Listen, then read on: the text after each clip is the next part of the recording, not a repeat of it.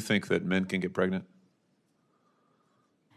I hesitated there because I wasn't sure where the conversation was going or what the goal was. I mean, I do take care of patients with different identities. I take care of many women. I take care of people with different identities. And so that's where I paused. I think, yeah, I wasn't sure where you were going with that. Well, the goal is just the truth. So can men get pregnant? Again, the reason I paused there is I'm not really sure what the goal of the question is. The goal is just to establish a biological reality. You just said a moment ago that science and evidence should control, not politics. Absolutely. So let's just test that proposition. Can men get pregnant? I take care of people with many identities, but Can men get pregnant? I take care of many women that can get pregnant. I do take care of people that don't identify as women. That Can men get pregnant? Again, as I'm saying, Let me just remind you what you testified to a moment ago. Science and evidence should control, not politics. So can men get pregnant? You're a doctor, agree. I think. Science and evidence should guide medicine. Do science and evidence tell us that men can get pregnant? Biological men, can they get pregnant? I also think yes/no questions like this are a political tool. And no, yes/no questions are about the truth, doctor. Let's not make a mockery of this proceeding. This is about science and evidence, and I'm asking you. You know, the United States Supreme Court just heard arguments yesterday at great length on this question. This is not a hypothetical question. This is not theoretical. It affects real people in their real lives. And you're here as an expert, called by the other side as an expert. And you've been telling us that you follow, right, you're a doctor, and you follow the science and the evidence. So I just want to know, based on the science, can men get pregnant?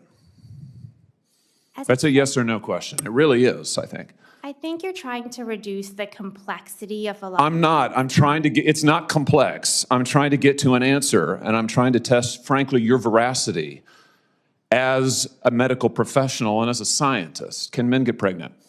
I think you're also conflating This is male extraordinary. and female with... No, I'm not conflating male and female. They're two different things. There's biological men and there's biological women. And I want to know, can men get pregnant?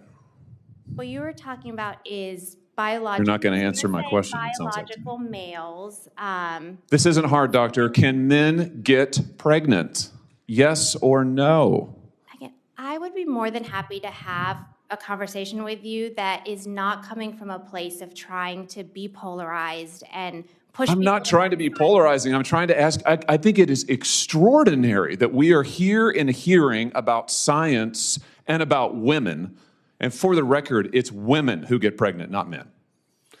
We are here about the safety of women and science that shows that this abortion drug causes adverse health events in 11% of cases. That's 22 times greater than the FDA label, another fact you haven't acknowledged. And yet you won't even acknowledge the basic reality that biological men don't get pregnant. There's a difference between biological men and biological women. I don't know how we can take you seriously and your claims to be a person of science if you won't level with this on this basic issue. I thought we were past all of this, frankly. I can't believe we're still here talking about this.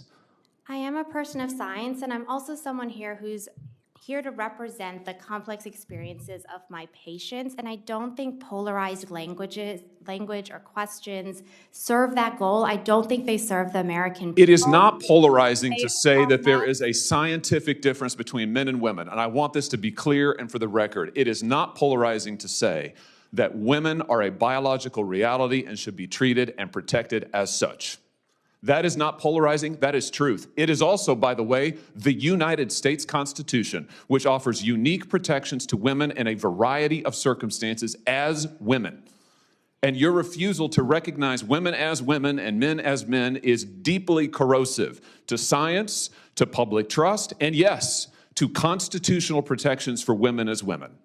And I think it's extraordinary that you would sit here and advance a political agenda that has been thoroughly discredited and rejected by the American people in this forum. And I'm glad we had this exchange because it is exceptionally clarifying. It is also in many ways quite depressing.